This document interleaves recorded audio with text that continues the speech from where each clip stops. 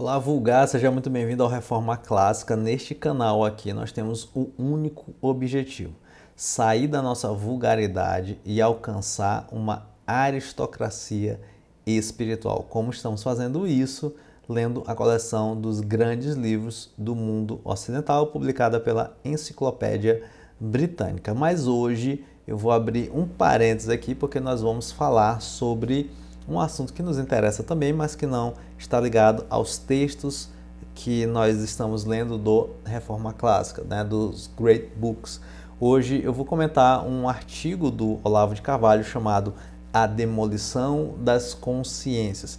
E é uma reflexão muito feliz, feita lá em 2009, então vamos comentar sobre este artigo do Olavo de Carvalho e entender como isso pode nos ajudar a sair da nossa vulgaridade, tá bom? Então, se você tem esse interesse em sair da vulgaridade, acompanhe comigo aqui nesse comentário sobre este artigo.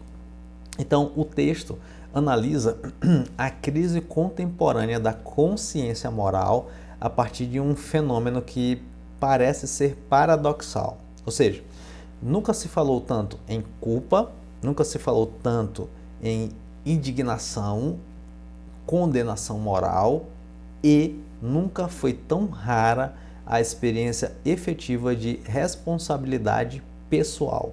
Então nós temos vários acusadores, nós temos muita gente apontando erros, apontando falhas, sendo perfeitos, criticando, condenando, mas pelo contrário, essas mesmas pessoas, esse mesmo tribunal nunca foi tão falho na sua própria responsabilidade pessoal.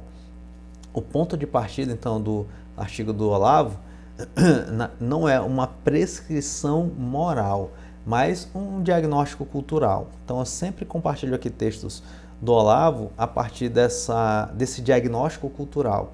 Eu acho maravilhoso o olhar que o professor Olavo tem para diagnosticar pontos da cultura.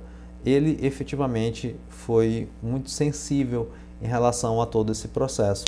Então, o professor Olavo vai observar que a vida pública e midiática é atravessada por discursos moralizantes intensos, frequentemente agressivos, que convivem sem constrangimento com a recusa explícita de qualquer fundamento objetivo da moral. Então essa contradição, ela não é acidental, mas é estrutural.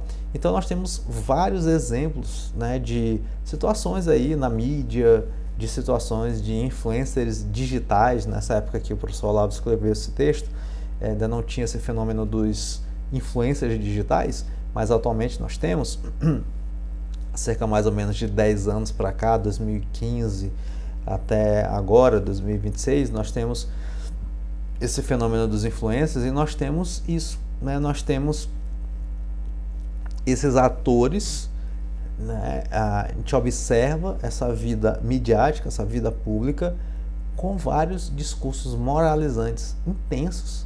Muitas vezes são extremamente agressivos, mas a gente vai perceber o quão falho é esse tipo de discurso, né? A gente constata. Então vamos primeiro falar da constatação. Então é muito fácil você achar um influencer, é muito fácil você achar, sei lá, alguém, um ator dessa grande mídia, né? E ator no sentido de uma pessoa que está representando ali algum desses órgãos, alguma dessas entidades da grande mídia. Então é muito fácil você olhar um tipo de pessoa com esse tipo de característica, com discursos moralizantes. É a famosa lacração. E nós temos tanto gente mais conservadora, mais à direita com esse tipo de discurso, como pessoas à esquerda com esse tipo de discurso, né? Então, discursos moralizantes intensos, frequentemente agressivos, eles convivem sem constrangimento nenhum. Só que o que acontece? Há neles, né, uma recusa explícita de qualquer fundamento objetivo da moral. Ou seja, não existe fundamento objetivo da moral. Às vezes até para essa galera que é da própria direita, né? Então, esse pessoal da direita às vezes acha que tem um fundamento da moral estabelecido, mas não tem nada. Da esquerda existe a reda, né? Mais comum, né? Não se ter, até por conta de discursos subjetivistas, relativistas, né? Então é mais comum se encontrar na galera da esquerda, né? Uma dificuldade de encontrar ali um fundamento objetivo da moral. Então a gente tem isso. Então essa contradição, segundo o professor Olavo, não é acidental, é uma contradição estrutural. Ele vai continuar no texto, né? E a tese central do seu argumento é que a negação da consciência moral como instância interior objetiva não vai eliminar a culpa. Então, poxa, eu não tenho, pelo menos eu digo que não tenho uma consciência moral como instância interior objetiva, mas ainda que eu tenha essa percepção, ainda que eu sustente isso, ainda que eu negue isso, efetivamente isso não elimina a culpa. Pelo contrário, desloca a culpa, deforma a consciência moral. Isso daqui é interessantíssimo. Então, quando o sujeito deixa de reconhecer essa instância interna capaz de julgar as suas próprias ações à luz da verdade e da responsabilidade, a culpa não desaparece do horizonte psíquico. Então, aqui a gente tem uma tese psicológica interessante. Não é porque eu não tenho a consciência dessa instância moral julgadora que a culpa desaparece do meu horizonte psíquico. E aí o professor Olavo continua dizendo o seguinte: essa culpa, ela perde, porém, a sua forma pessoal e integradora e reaparece de modo difuso, projetada sobre o mundo externo, sob a forma de indignação moral permanente. O moralismo contemporâneo, nesse sentido, não é sinal de excesso de consciência, mas de sua ausência. Aqui é o paradoxo da tese do professor, né? Então ele vai dizer que, bom, a gente tem um moralismo, né?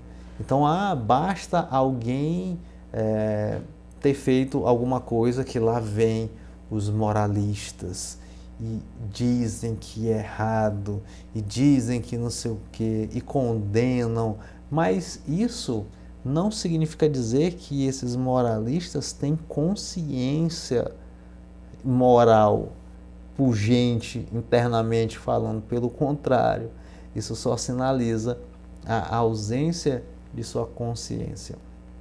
E aí, para sustentar essa tese, o texto do professor vai trabalhar com essa oposição fundamental, né, entre consciência moral, o que seria isso, e moralismo. Então ele vai dizer, a consciência é descrita como uma instância silenciosa, interior, que vai exigir recolhimento, que vai exigir autoconfronto, que vai exigir responsabilidade, né? Então, essa consciência opera por integração, ou seja, busca unificar intenções, atos, consequências sob um juízo pessoal. Então, a gente tem, e aí no COF, por exemplo, no começo ali do seminário online de filosofia, o Olavo de Carvalho ele vai falando muito sobre isso, ele vai cultivando muito isso. Essa busca por essa consciência moral, né? E essa é a verdadeira consciência moral. Então ele vai buscando, ele vai incentivando muito a todo mundo buscar isso. Só que o moralismo contemporâneo, ao contrário, é exteriorizado, enquanto que a consciência moral é interna, busca recolhimento, o moralismo é exteriorizado, é performático e depende do olhar do outro. Percebe? Percebe como aqui a gente tem uma denúncia de um fenômeno acontecendo? E essa denúncia que eu acho muito boa, né? Então, é algo exterior, é algo performático, né? A gente tem aqui muita gente denunciando muita coisa errada acontecendo e a pessoa bravatando, né? Esbravejando, latindo, grunhindo alto o tempo todo, dizendo que é errado, que é certo, que é sempre um homem, nem sempre um homem, mas sempre um homem, é não sei o quê. E a gente tem todo esse processo de falso moralismo, né? Então, o moralismo é exteriorizado, é performático e depende do olhar do outro. Ou seja, ele não nasce do exame de si mesmo, mas da projeção da própria culpa não elaborada sobre figuras, sobre grupos, sobre eventos externos. Então, trata-se menos de um juízo moral do que de um mecanismo defensivo. Então, isso aqui é interessante. A pessoa ela age dessa maneira como um mecanismo de defesa para não lidar com a sua própria culpa. Aí o professor continua dizendo que é nesse ponto que a noção de dissonância cognitiva assume um papel central na estrutura, né, que ele vai desenvolvendo ali no argumento. Por quê? Ao negar a consciência como instância objetiva, o sujeito perde o princípio interno de integração entre o que ele pensa, o que ele deseja e o que ele faz. E, portanto, a vida moral vai se fragmentar. A culpa não podendo ser assumida e integrada, já que ele não tem essa consciência, ou pelo menos nega essa consciência, vai se transformar numa tensão psíquica permanente. Então, como é que eu lido com essa tensão? Para aliviar essa tensão, o sujeito lança a mão da acusação externa, do escândalo moral e da indignação seletiva. Então ele vai começar a disparar, ele vai acusar todo mundo, né? Ele vai falar sobre escândalos morais, ele vai ser a pessoa mais revoltada do mundo, né? Então ele vai ser revoltado, né, contra a democracia e vai salvar a democracia sentado na sua sala, né, vendo Instagram. Então, o moralismo funciona assim como uma tentativa fracassada de resolver internamente aquilo que foi negado em sua origem. E aí, quais são as consequências psicológicas e sociais desse processo? Uma cultura que mina sistematicamente a ideia de consciência moral produz indivíduos exaustos, ressentidos e incapazes de autocrítica. Isso daqui é muito comum de nós verificarmos, tá? Então é muito comum. A agressividade moral cresce na mesma proporção em que diminui a capacidade de responsabilidade pessoal. Parece que esse texto foi escrito agora, em 2026. Parece que ele foi escrito agora. Quantas pessoas agressivas nós temos? Então, todo mundo defendendo a verdade, é todo mundo muito democrático e é toda a democracia do amor. Então, a gente efetivamente vivencia esse fenômeno. Muita agressividade, um discurso bélico o tempo inteiro. Então, essa agressividade cresce na mesma proporção em que diminui a capacidade de responsabilidade individual. A acusação vai substituir o exame de si. Olha só que interessante, né? A denúncia pública ocupa o lugar do arrependimento. A pureza performática dispensa a conversão interior. Que bonito, né? O resultado não é uma sociedade mais justa, mas uma sociedade muito mais conflitiva e muito mais moralmente confusa. Olha só que interessante.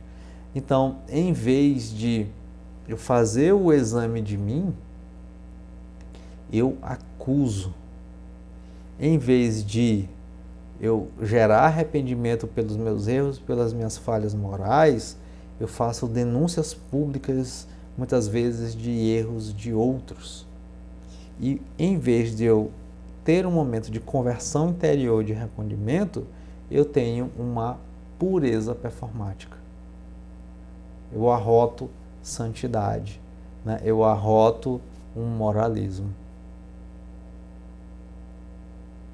E isso tudo tem um objetivo: salvar a democracia, salvar pessoas podres, alcançar santidade. Ou seja, o objetivo dessa performance exterior é nada mais que uma expressão de uma aristocracia do espírito. Então, é por isso que eu trouxe esse texto aqui para a gente conversar, porque é uma expressão, parece até uma expressão de virtuose, parece até uma expressão de pessoas extremamente capacitadas, né, de pessoas espirituais, de pessoas elevadas, maduras, saudáveis, mas quando na verdade é só uma exteriorização, é só um moralismo, em vez de ser uma consciência moral verdadeira e real. Então, a conclusão do texto não aparece sob forma de uma proposta normativa explícita, mas como uma implicação necessária do percurso argumentativo. Sem a noção de consciência moral como instância interior orientada para a verdade, não há possibilidade de integração psíquica nem de convivência moral estável. Então, você precisa entender que consciência moral é essa instância interior orientada para a verdade. E o que a gente está fazendo aqui, ou pelo menos tentando fazer na Reforma Clássica? Nós estamos tentando alimentar esse órgão do sentido, alimentar essa consciência moral. Nós estamos tentando trazer repertório para isso, para essa instância interior orientada pela verdade, né? E como que nós vamos descobrindo a verdade? Através de tudo aquilo que nós vamos conversando aqui, dos textos clássicos, nós vamos descobrindo o que é a justiça, nós vamos descobrindo o que é a vingança, nós vamos descobrindo o que é a desmedida, o que é a arrogância, nós vamos descobrindo quais são as leis mais importantes. É a lei do governo, é a lei de um Estado, é a lei divina. Então nós vamos descobrindo a verdade e isso vai alimentando o nosso órgão de consciência moral. Nós vamos adquirindo mais repertório. Então, sem a noção de consciência moral como instância interior que é orientada pela verdade, não há possibilidade de integração psíquica nem convivência moral estável. Então, a tentativa de suprimir essa consciência não vai libertar o indivíduo do peso da culpa, vai apenas condenar a carregar de modo inconsciente, difuso e destrutivo. Assim, o moralismo contemporâneo revela-se não como um sinal de progresso moral, mas como um sintoma de uma profunda desorganização da vida interior. Então, se você apresenta certos discursos moralistas, né, se você tem pressa em julgar, vai começando a cultivar o recolhimento, vai começando a cultivar a interioridade, vai começando a cultivar, inclusive, arrependimentos. Porque é dessa forma, então, é que você vai começar a sair da tua própria barbaridade, da tua vulgaridade e alcançar ali uma aristocracia do espírito. Então, se você gosta desse tipo de assunto, já te convido a se inscrever no canal. Se você ainda não é inscrito no canal, se inscreva, porque nós estamos cultivando esse órgão da consciência moral que aponta para a verdade, através da leitura dos grandes livros do mundo ocidental, publicado pela Enciclopédia britânica. Se você quiser apoiar o nosso projeto, nós temos uma plataforma exclusiva em que a gente tem conversas mais demoradas sobre os textos que estamos lendo. Né? Te convido também a assistir esse vídeo aqui que está aparecendo, né? Que é a nossa playlist dos textos já lidos, em que você vai descobrir aspectos da verdade, que você vai ter um gostinho de começar a acessar esses valores estáveis que sustentaram, construíram a grandeza da civilização ocidental. Então, beijinhos, meu vulgar favorito, e até a nossa próxima conversa.